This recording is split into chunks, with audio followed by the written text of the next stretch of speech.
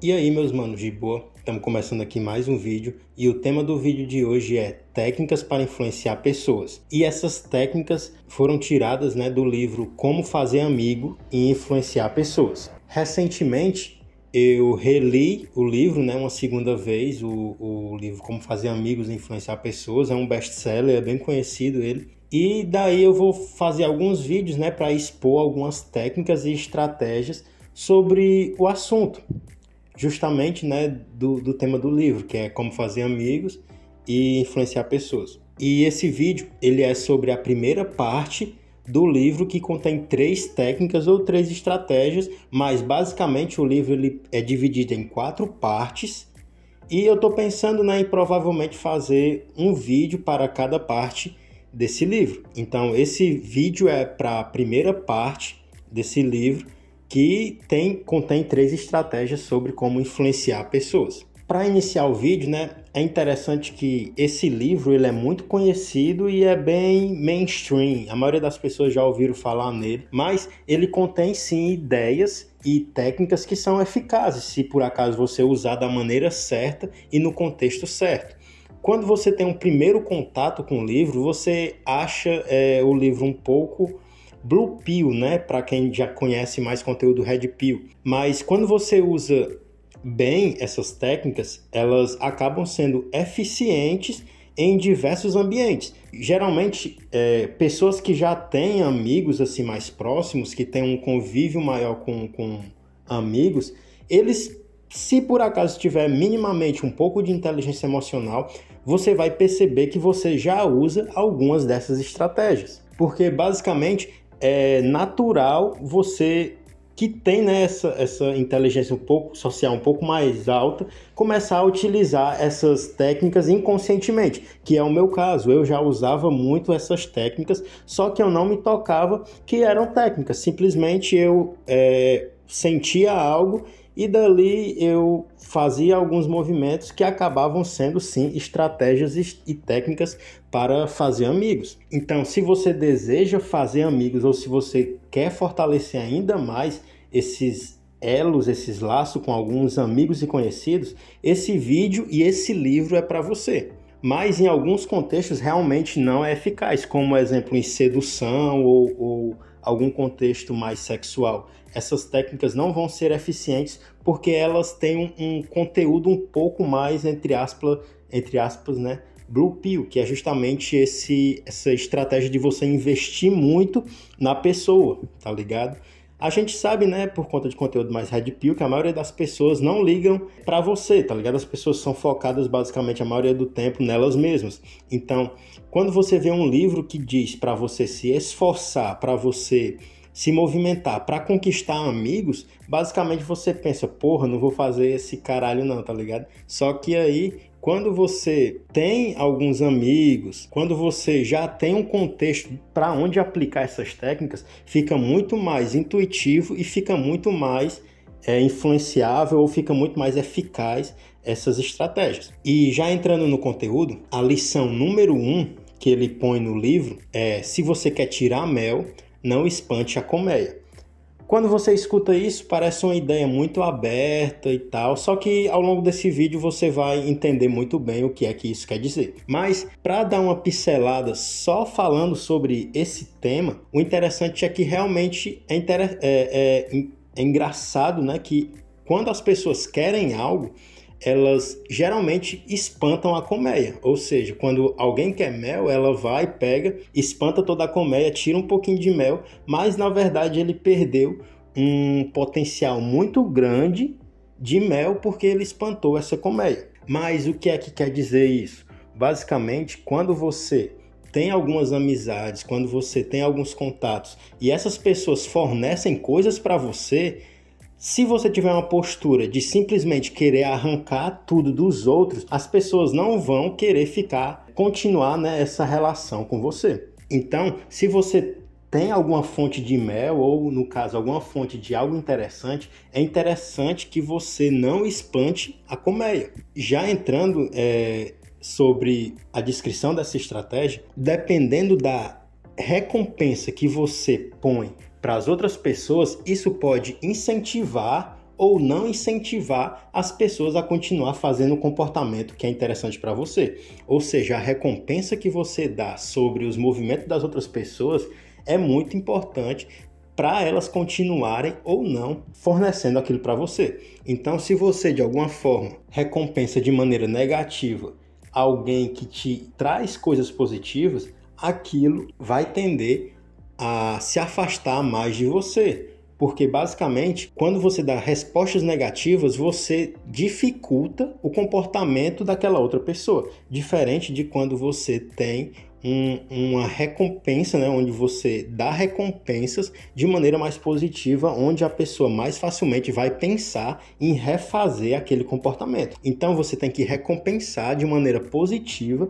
comportamentos positivos para você. Outra questão também é a questão de você não criticar e não condenar as pessoas. A maioria das pessoas, né, elas são muito sensíveis a influências emocionais. Então, é justamente aí que entra o ponto anterior, né? Quando você recompensa positivamente alguém, aquela recompensa influenciou de maneira positiva o emocional da pessoa e essa pessoa tende a repetir. Quando você critica, quando você condena, quando você reclama, você simplesmente põe um empecilho emocional no comportamento daquela outra pessoa. Porque se você critica alguém, a pessoa pode até reagir de boa no seu ponto de vista, mas na experiência interna dessa pessoa, ela pode simplesmente ter transformado você em um inimigo mortal, por justamente você ter criticado ela e condenado. E dependendo do ambiente, isso pode ser ainda mais forte e essa pessoa pode ter uma antipatia ainda mais forte com você. E o terceiro ponto sobre essa primeira lição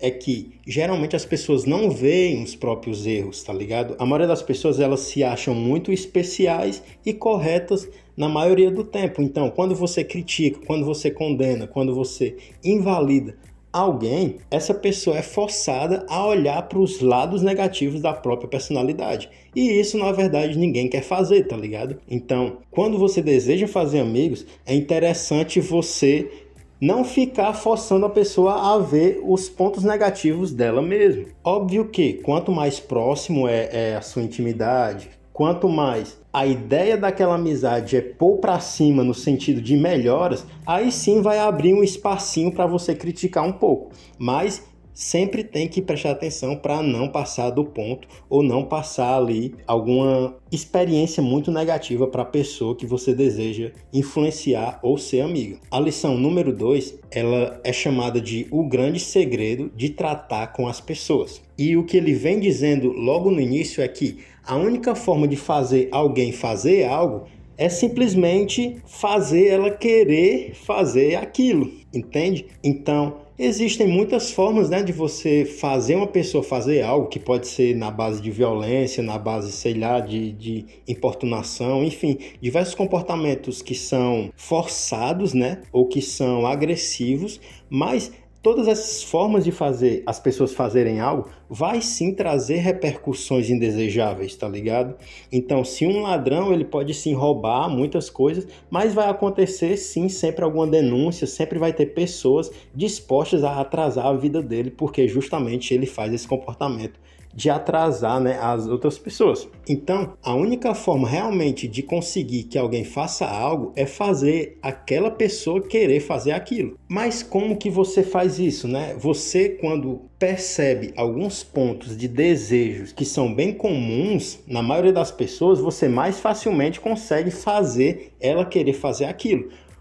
Porque nós temos desejos, todas as pessoas, né, têm desejos que são naturais da espécie, que são naturais do ser humano, tipo ter saúde, ter recursos, né, alimento, ter acesso a repouso, a dinheiro, a sexo, bem-estar e também, principalmente, se sentir importante. Todos esses pontos são pontos que naturalmente a gente deseja ter aquilo e quando alguém fala que você pode ter acesso a isso, mais facilmente você vai querer fazer aquilo. Então, por que é que existem muitos caras vendendo curso de como fazer dinheiro e conseguem fazer dinheiro vendendo esses cursos? Porque basicamente um desejo natural de muitas pessoas é ter acesso ao dinheiro. Então os caras que vendem curso de como fazer dinheiro, eles vendem, né, o curso da maneira, de uma forma onde eles dizem que a pessoa vai conseguir ter acesso ao que aquela pessoa deseja. Um vendedor de curso, ele não vai vender um curso dizendo que ele quer enricar e por isso que ele está vendendo o curso. Não, ele diz que você vai ganhar dinheiro,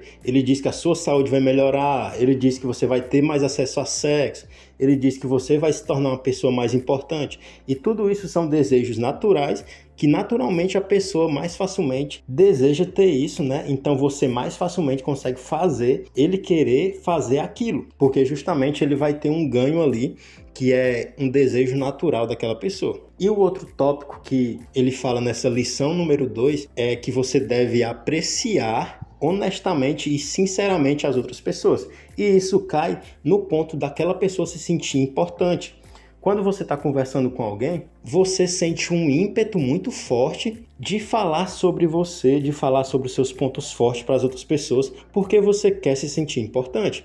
Então, numa conversa normal, quando você honestamente e sinceramente elogia as outras pessoas, quando você honestamente vê as outras pessoas e admira, aquilo realmente vai mexer no interno das outras pessoas e as outras pessoas vão tender a gostar de você.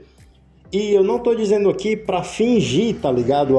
Alguma apreciação ou fingir alguma admiração. Não, você pode honestamente, realmente e sinceramente perceber o que você acha que é interessante e elogiar aquilo. E essa é uma das estratégias que eu uso muito no meu dia a dia, que eu nem sabia, tá ligado? Que influencia, mas realmente é interessante. Quando você fala para alguém de maneira honesta, aquela pessoa vai sentir que é de uma maneira honesta, tá ligado? E isso vai aproximar mais vocês dois, fazendo com que você fique ainda mais influente para aquela pessoa e que provavelmente vocês vão se aproximar cada vez mais emocionalmente. E a última lição dessa primeira parte, né, que é a lição número 3, ele chamou de aquele que conseguir isso terá todo um mundo ao seu lado. Aquele que não conseguir trilhará um caminho isolado. E ele começa, né, essa lição número 3 falando sobre a importância de descobrir o que as pessoas desejam e querem. Ele fala, né, que quando você está atrás de algo, aquele algo é o que você está interessado, né?